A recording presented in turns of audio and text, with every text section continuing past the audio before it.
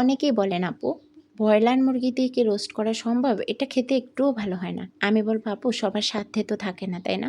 যেমন দেখেন আমি ব্রয়লার মুরগি দিয়ে আজকে রোস্টটা করছি আর আপনাদেরকে দেখাচ্ছি কিভাবে আপনারা করবেন। তো ব্রয়লার মুরগিটা আগেই কেটে দিয়ে পরিষ্কার করে একটু মাঝখান দিয়ে একটু আপনারা হচ্ছে কেটে দেবেন। মানে এটার না কি বলে নাম আমি ভুলে গিয়েছি। তারপর হচ্ছে আমি এখানে লেবুর রস আর হলুদ, লবণ দিয়ে একটু সময় মানে ১০ মিনিটের মতো ম্যারিনেশন করে রেখে দিয়েছিলাম।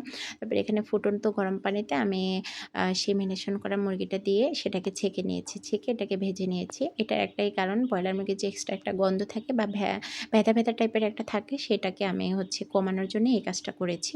আর ব্রয়লার মুরগি আমি সবসময় সেদ্ধ করে পানি ফেলে রান্না করি। তো দেখেন মাছটাকে মুরগিটাকে কীভাবে ভেজে নিয়েছি আপনাদেরকে তো দেখাচ্ছি, ওগুলো আর দেখানোর প্রয়োজন নেই। আর এখানে আমার একটা মশলা করা থাকে সবসময়।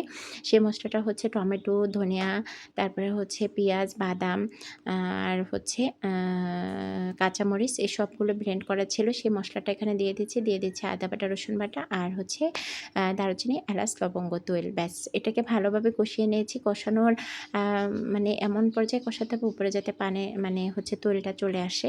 তো কষানোর এই পর্যায়ে যে কষানো হয়েছে আমরা সবাই বুঝি। এই অবস্থায় আমরা আগে থেকে যে মুরগিটা ভেজে নিয়েছিলাম সেটা দিয়ে দিলাম। সেটা দিয়ে ১ মিনিট কি ১.৫ মিনিট আপনি একটু কষাবেন। কষানোর পরে এখানে লিকুইড দুধ দিয়ে দিয়েছিলাম আমি। আপনারা আপনাদের পরিমাণ মতো দিবেন।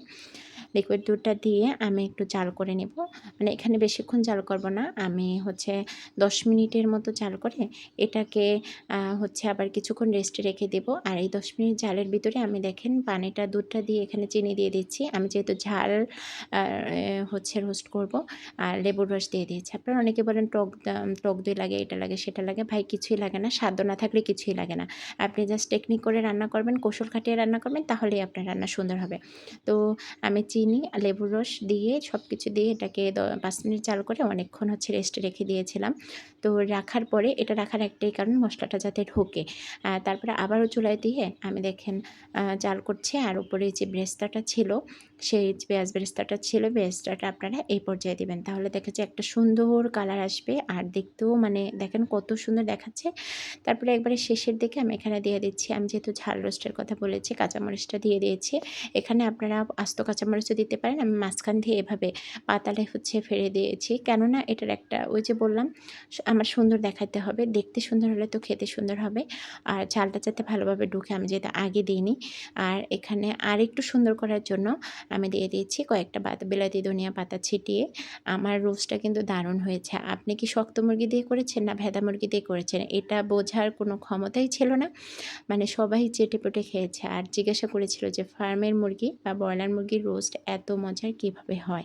তো দেখেন দেখতেও কিন্তু অনেক সুন্দর হয়েছে।